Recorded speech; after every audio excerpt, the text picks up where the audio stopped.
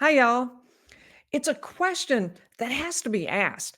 And the recent murder conviction of Charlie Adelson only makes it even more important to figure out the answer.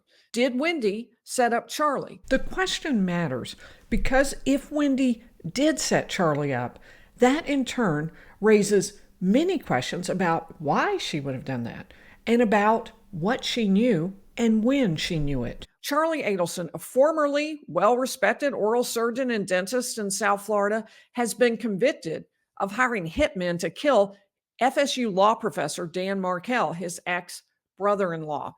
Markel had been married to Wendy Adelson, Charlie's sister. At the time he was murdered, Dan Markel and Wendy had been divorced about a year, but the acrimony between them had only gotten worse. Dan and Wendy were embroiled in a bitter custody dispute. Dan asked the court to keep Wendy's and Charlie's mother, Donna Adelson, from having unsupervised visitation with her grandchildren. Dan claimed that Donna Adelson was trying to turn the kids against him. Wendy hasn't been charged, but that's far from off the table at this point. But what I want to talk about in this video is how much of the damning evidence against Charlie came directly from Wendy. Had she not volunteered this information, it's hard to know how the case might have been affected. And that leads to the question, did Wendy set up Charlie? We know her boyfriend at the time, Jeff Lacoste, believes that Wendy set him up to take the fall for the murder of Dan Markel. But did she have a backup plan? Was she also trying to set Charlie up to take the fall? Let's look at some of the evidence against Charlie that came from Wendy, and then you can reach your own conclusion about what you think. Now, first, immediately after the murder, Wendy volunteered to police that her brother Charlie might have a motive to kill Dan Markel. She named Charlie. Here's a clip of Wendy Adelson in that initial interrogation when the police brought her in just hours after Dan Markel was shot. Danny didn't treat me very well, and I'm so scared that maybe someone did this. Not because they hate Danny, but because they thought this was good somehow. Oh, are you saying that you think maybe one of your friends would have done something like this? Who would do this? I don't know. That's why you're here, and that's why we're talking.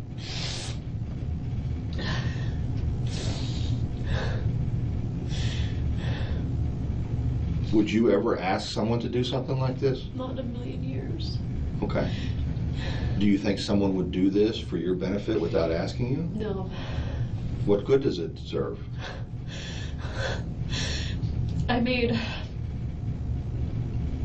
my brother, his name's Charlie, the one I'm really close to, he makes a lot of jokes in bad taste, and it was a joke he made. He bought the TV for me this morning that got broken, and I was talking to him about whether it made sense to pay to fix it or whether I should get a new one, and it was always his joke that, like, he knew Danny treated me badly, and it was always his joke. He said, I looked into hiring a hitman, and it was cheaper to get you this TV, so instead I got you this TV.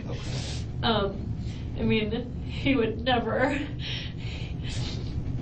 He's my big brother, and he's been taking care of me since I was little, but he would never. And I told that to the repair guy this morning. Right. That's okay. I said, he asked me how much it cost, and I said I didn't know because it was a gift, because my brother said it was cheaper than a hitman. It was my divorce present. Okay. Such a horrible thing to say.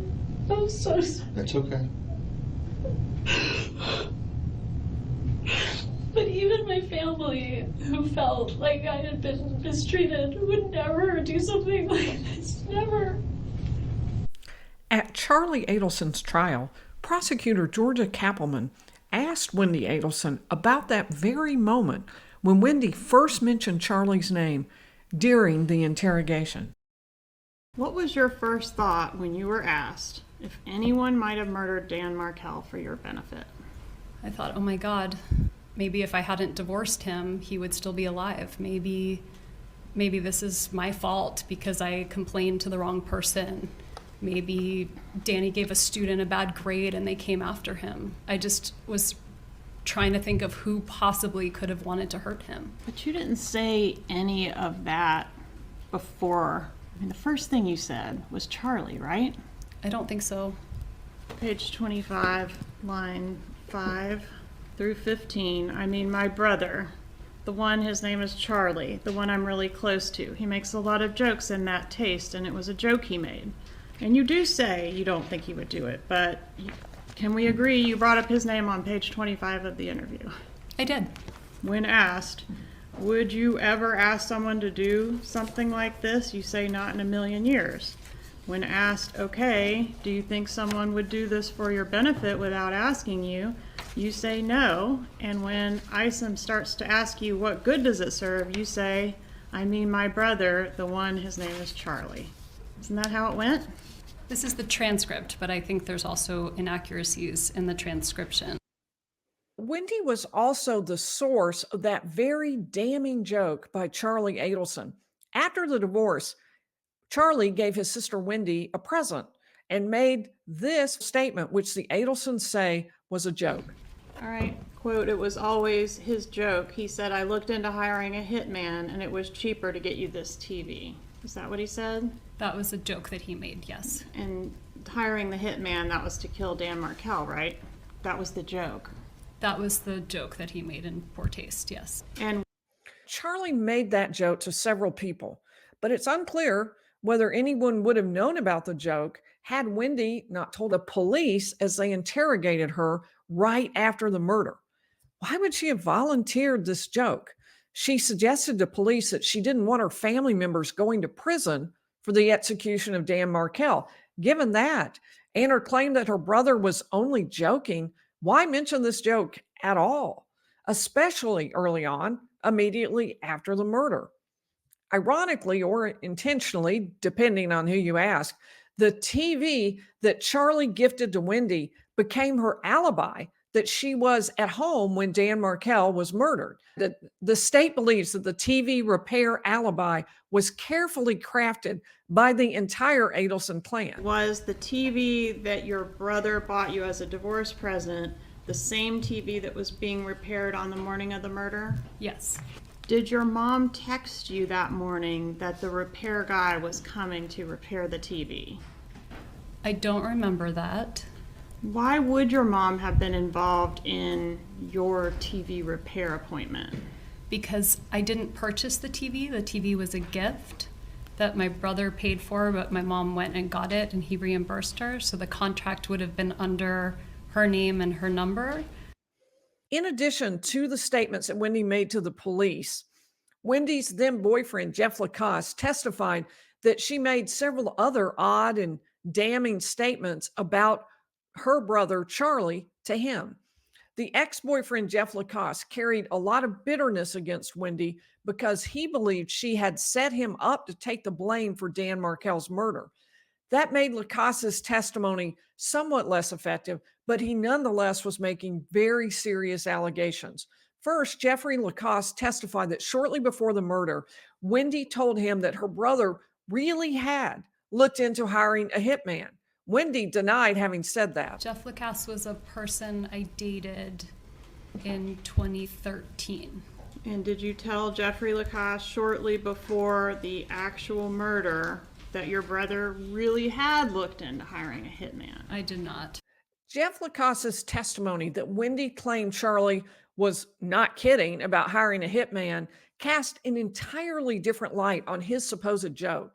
And again, if Lacoste is to believe, Wendy voluntarily offered this damning information about her own brother shortly before the murder. Lacoste also testified about a dinner that took place about a month after Dan Markel was murdered. According to Lacoste, Wendy told him that Charlie Adelson took her out to what Charlie called a celebration dinner, but the state suggested it was a celebration of the fact that the Adelsons had successfully murdered Dan Markel. And after the murder, do you recall going to it where you got sick at the table? It was about a month later. I threw up at the table. All right. And did you ever hear your brother refer to that particular dinner as a celebratory dinner? No. Did you tell Jeffrey Lacoste that your brother called that a celebratory dinner? I did not. Was that dinner a celebration of the murder of your ex-husband? Absolutely not. That dinner was the first time I left my house after over a month because I was terrified. And if it was a celebration of anything, it was a celebration that I was willing to leave the house and eat a meal. It is odd that Wendy would have told Jeff Lacoste something so damaging about Charlie Adelson, her brother, especially given that Lacoste and she were already broken up by the time she supposedly said this to him. Of course, she not only denies saying it, but denies that the dinner was a celebration of Dan Markel's death at all. A celebration of anything other than maybe the fact that she was going out to dinner for the first time in about a month. But again, if Lacoste is telling the truth, Wendy is the source of much of the most damning evidence against Charlie. When Charlie Adelson took the stand, the prosecutor, Georgia Kappelman, went after that point, starting with why Wendy Adelson drove over to her ex-husband's house within hours of the murder before anyone knew the murder had happened. Couldn't help herself. Isn't Nobody it? knew a murder was going to take place. She exposed you all to some degree by those actions, didn't she? No, not at all. And then she threw you under the bus in her interview, didn't she? Nobody knew a murder was going to take place.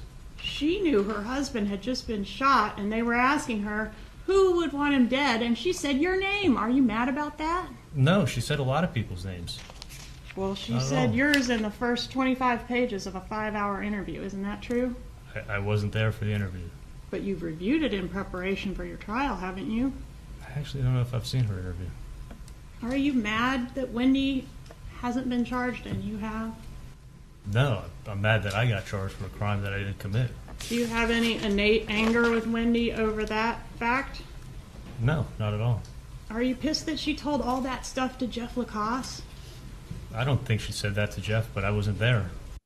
Charlie denied any anger towards Wendy, but that was before he was facing a potential lifetime in prison.